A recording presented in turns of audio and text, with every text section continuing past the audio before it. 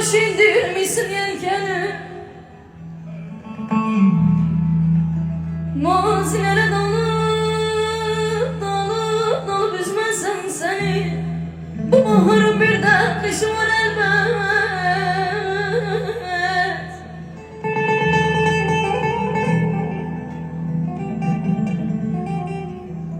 Ne dağlara kalır ne de ovaya, anaya kalır ne de babaya.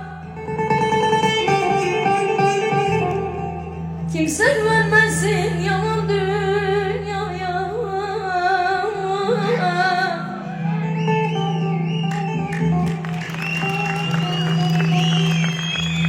Bir mezarın iki taşı var elbet, iki taşı var elbet.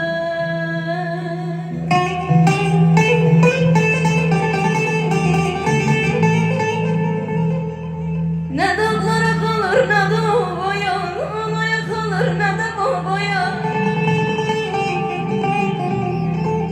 Kimse güvenmesin yalan dünyaya.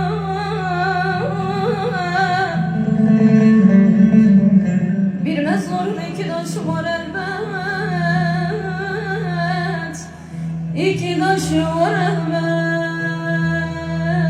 Dağlara mı yazsın, sulara mı yazsın, rüzgara mı yazsın, tez unutsun beni.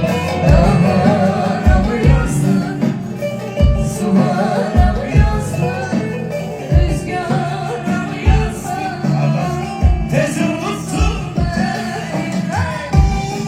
Biraz parlat beni ya. Vay! Arka taraf göreyim elleri. Dur.